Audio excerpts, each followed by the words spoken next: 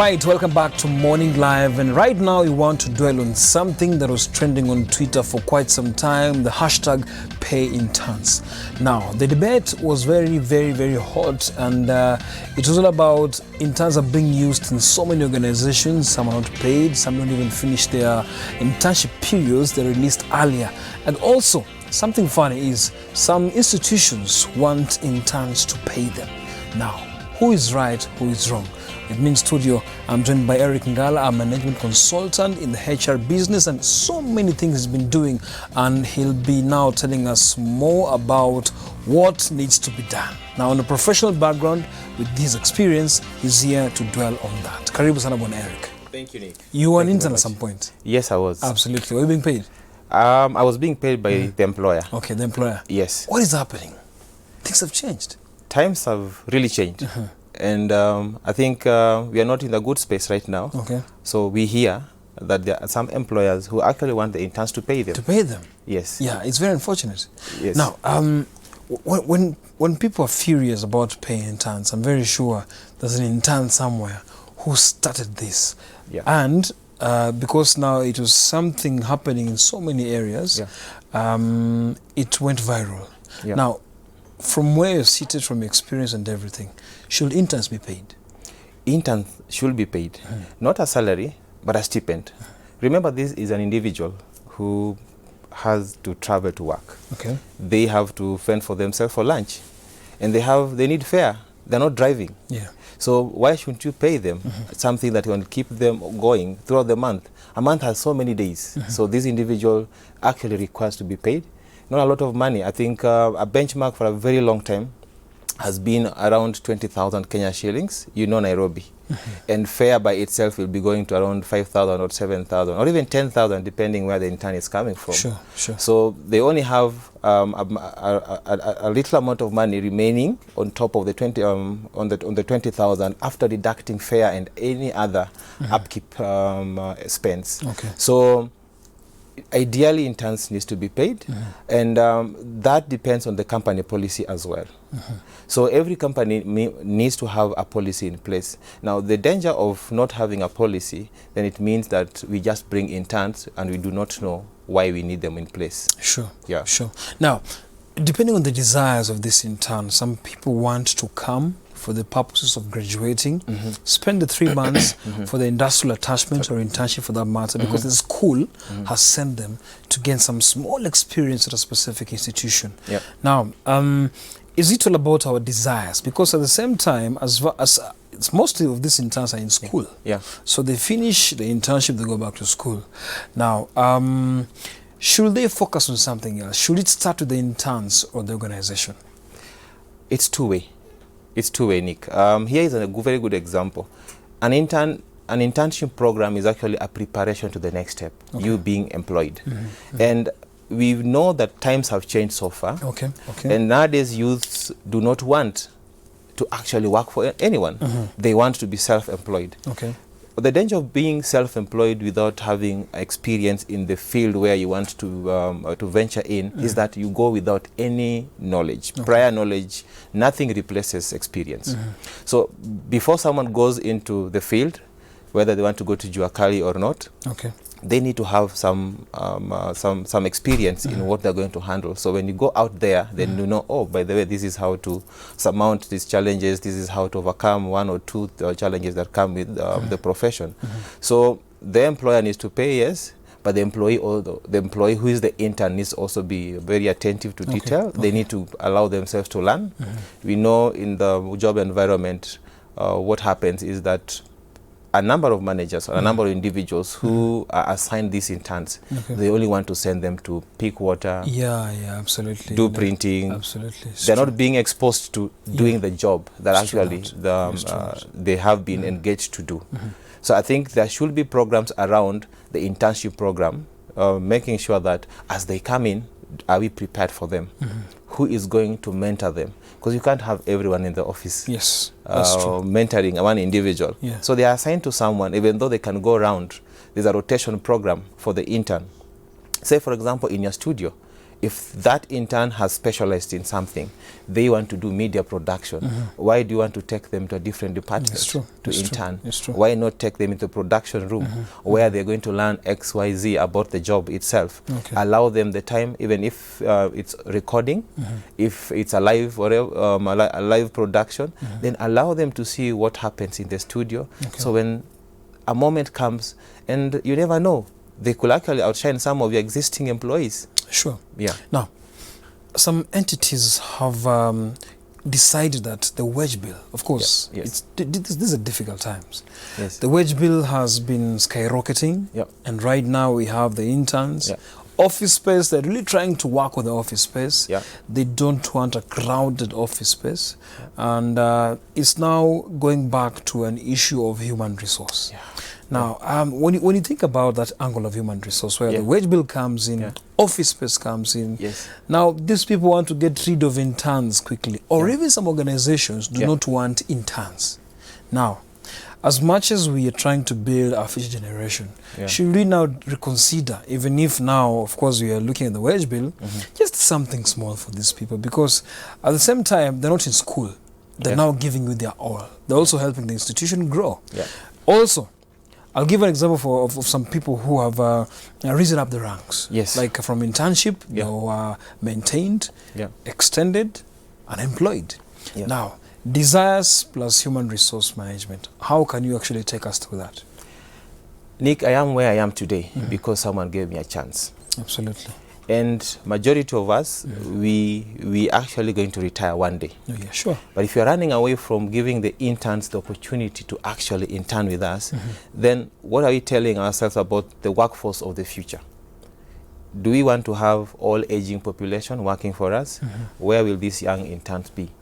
Whether we like it or not, unfortunately at the moment, the economy is really not performing so well. Not so many guys, not so many companies would afford to pay. And we've seen retrenchments going on. Will this now then replace internship? I don't think so. We should actually this is the right time to actually have interns. Reason being, as you get rid of the experienced guys because of hard times, economic downturn, it doesn't mean really that work will stop. You still want to employ. And if that is the case, then companies need to now devise ways of saying, all right, we know that we've gotten rid of some employees. How do we now fill this gap? This gap can only be filled by individuals who are not too expensive. Then you can get the interns, expose them for some time, and allow them to grow. Later on, you never know. Some of them will go out there and then come back and work for you.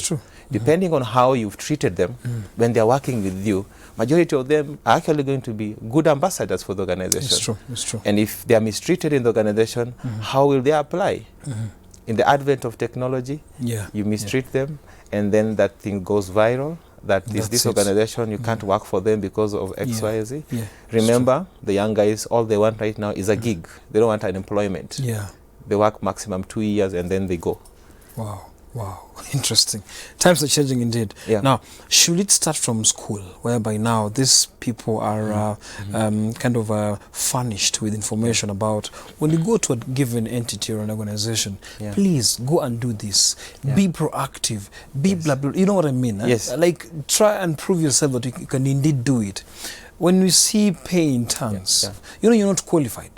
You're not qualified. You're learning. So, of course, in that organization, there's so many experienced people. So, should we take this debate back to our universities and colleges? We tell our lecturers and our teachers, for that matter, that pump in that aspect of maintenance and consistency, whereby when a student goes to intern, he or she comes back knowing that indeed I really proved myself in that organization and I can be called back anytime. Should that be calculated in our schools? You've mentioned the right thing. Really, if you ask yourself today and ask so many of the students leaving organizations, what happens is that they're giving letters. Take this to the institution. In fact, you download it from the school portal. It's always there ready for you. Just write your name, they print it for you. The generic request is there. It's like, it's unfortunate, So that actually spells the death of placement officers in colleges and universities. what strategies are they putting in place to ensure that students who leave that organization or institution are actually placed? Which partnerships do they have in place to ensure that as we actually churn out these graduates, then do we look for the right places for them to actually go and intern? Because imagine someone coming from a rural part of Kenya. Yeah. They've never, the only time they came to Nairobi is when they're coming for college. And that's it. So which connections do they have? Yeah. And you'll find that in the village, they're actually the most learned, whatever it is they're doing. Yeah. So what will happen to this individual without connection? Who will connect them to the right employer? That's true. That's true. Now, connection to the right employer. Yeah. For example, you've mentioned a very good angle over there. Someone coming from the village, new in this town and any other town in this country, and doesn't know how to maneuver through the entire system in terms of getting people who will guide them. What's your message to such a person who is still, maybe we call them connections? Yes. Yeah. What's your message to such people? To me, connections is actually a personality thing. Because there are people who actually came from the villages and they've made it in this city. It's because they look for opportunities. They don't wait for opportunities to look for them. They are here in college, but there are people they meet, they actually connect each and every day. They look for even unpaid jobs. Yeah. What they call volunteer. They volunteer and they actually look for the individuals who can actually give them opportunity to volunteer their skills. As an organization, you actually find guys asking, oh, by the way, do we have an opportunity to volunteer? And remember, earlier on you mentioned, there's a bit of space. Yeah. There's a bit of even other upkeep costs in the office. Yeah. There's just so much the office can take. Yeah. But now, if someone asks you, please give me an opportunity, I want to volunteer, then you need to go an extra mile. An extra mile of making sure those CVs, you keep them somewhere. Okay. Because this is someone who has reached out. You never know what they really want. Yeah. So if you hear an opportunity, then ask the person, are you available for this? Because we do this through a mentorship program that we run. Also has university students, have people who are employed, people who are junior and senior. They're actually asking for opportunities. Some are asking you questions, actually. So those questions is what actually we answer to develop the individuals. For the students, we ask them, why have you done this? The question of, on the side of coaching, yes, how would you do this? So when they think of, oh, by the way, actually, I never thought about that. Let me try that out. So that kind of discussion is what is going to change the workplace for tomorrow, in my opinion. Okay. Now, tactical approach when applying for jobs. After internship, you apply for jobs, and the desire for many of these young people is just to make their CV look good. Yes. You know, after Form 4, when you don't have anything, it's kind of, you know, it's scary. Yes. You just have your KCSE certificate, and then you don't have anything. It's kind of scary. You tell people, oh, my CV is not that good. But you see, you're young, it's allowed. There's a process. Now, we have a generic angle whereby people send CVs to the human resources manager, human resources manager, HR manager, goodness, and they don't get responses. Like, should they go through other avenues?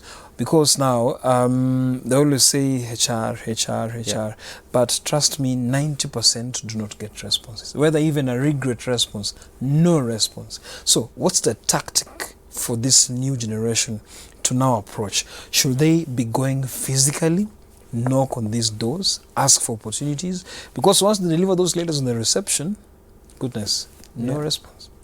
Tactic, as you mentioned it, Nick, here is a very good example. How do you find a job when your CV is, you are sending the CV to my organization, but it's reading another organization's name? That's what the youth, they do out here. What do you do when you are sending a CV just randomly, and then you've copied it to a number of organizations, and you're sending it to my organization? So that means you're just throwing your CV. It's blind application. Blind application. Does it really help? I don't think so. Because if you really want a job in my organization, then it should be target. You target my organization, and you actually target application. I think the next time you'll come here, we'll talk about how to package yourself as a young man looking for a job. Because, for example, someone is looking at a job in the media, but has been an accountant for 1 year and wants to be a presenter or a journalist. Exactly. Or Yes. for example, you studied journalism, you have no experience at all in HR, someone wants to go to HR. Yeah. Yeah, I think next time when you come back, we will talk about that. But still, as you're finalizing this Yes. conversation, Yes. talk about these people who now are careless when presenting themselves. Because internship you're done, now you're experienced. Now you want to package yourself to this employer. You've mentioned people are writing, you work with X, people are writing Y, Z. Yes. So it's very unfortunate actually. Yeah, Even it is. spelling mistakes. Yes. It's bad. I'm told we have spelling mistakes on their CVs. Yes. And maybe someone wants to work with an oil refinery, says he's been a driver. Yeah. So very different things. Yeah. So what can you tell the youth out here on packaging themselves? I would like to advise youth to actually take their time. There's no rush in applying for a job. That is the only opportunity you have to brand yourself. Right? If the instructions are very clear that the subject has to be internship, make sure you follow the instruction. Internship, that is the subject. Okay. Go to application letter. If the instruction is clear that you must write an application letter, please write the application letter and remember to read through. Okay. Even your CV, the CV is not meant to be cast in stone. That when you're applying to the media, you apply using the same CV, whether it's in HR, in media, HR, in whatever. That CV should be custom-made to that sector. Specifically for that. But you find that someone's writing a CV and the CV is not targeted to the organization. Yeah. So when now the recruiters really out here, recruiters have a hard time. And I can tell you for sure, in a few instances, we actually call back. We know we will not take you. Okay. But we actually call back and we ask you, did you actually look at your resume? Did you look at your application letter? For the good of the job, to prepare. Yes. And I think the last thing would be for institutions and for a number of Kenyans like you. How many are you mentoring? How many are you talking to actually help them? See that, okay, by the way, this is what I'm doing, this is what I need to do. So it's upon every experienced Kenyan to actually handhold a number of youths because the future is not very bright. If you ask me, from where I sit, it's not very bright for the people we are going to employ. And that does not mean that we really lack a number of youth we are going to employ. But as we age, we need to prepare the future. Okay. Now, let's talk about discipline, because I spoke to a friend of mine recently who handles an organization, and they were doing some trainings, actually free training. They did some interviews, took some young people, and a few of them kind of vanished in the first week. So they did some follow-ups. Now, upon calling these guys, akaulizwa, uko wapi? Yes. Ujakuja kama siku 3 hivi. Yes. And then he said, simu yangu ilikuwa imezima. Yes. You get it, eh? Simu, sikuwa na simu. Yes. Now where are you now? Niko tu home. Yes. You get it, eh? So, are we kind of nurturing a very tired generation already? Because at 19, 20, I believe that's now the time you need to be very proactive. Yeah. But is it sad that we are dealing with people who are already tired? Like, what do you think about this generation? It's scary, by the way. It's actually called initiative. I mean, then that's the danger. Imagine if it's unpaid. You don't pay for that training, and then you don't go. You fail actually to go. What does it tell you? One, we are dealing with a microwave generation. Yes. They want everything, quick fixes for everything. Someone is paying for, and it's expensive actually to run a course. And someone is given an opportunity and they run away from it with all the kind of excuses. So the youth actually needs to get themselves out there. Stop Facebooking and all kind of stuff, and get out there and try something, because people do age. Today you are 19, and the year ends. 12 months is like a month. They forget about these things. Yes. That tomorrow is a new day and guys are growing old. Yes. Anyway, so finally, your advice: pay interns. Should they be paid or not? Interns should be paid. Should be paid. Yeah, that's the bottom line. Because organizations are saying times are tough. Solution? So if times are tough, if you are actually exiting the senior staff, hire the interns to fill the gap, because that is going to help you. Okay. Yes. Thank you very much, Bwana Eric Ngala, for coming. Thank you, Nick. I appreciate your sentiments. Thank you As a very young much. man out there, please just try to package yourself, and trust me, you're destined for very good times, because times are hard, but just try and make yourself valuable, marketable out here, because the need of sending blind applications, just be specific with what you need, and please try and of course go physically, knock onto these offices, and you'll get your share of bread. My name is Nick Modimba. Have yourself a brilliant morning. Joyce Omone is coming up next with Full Circle. I think that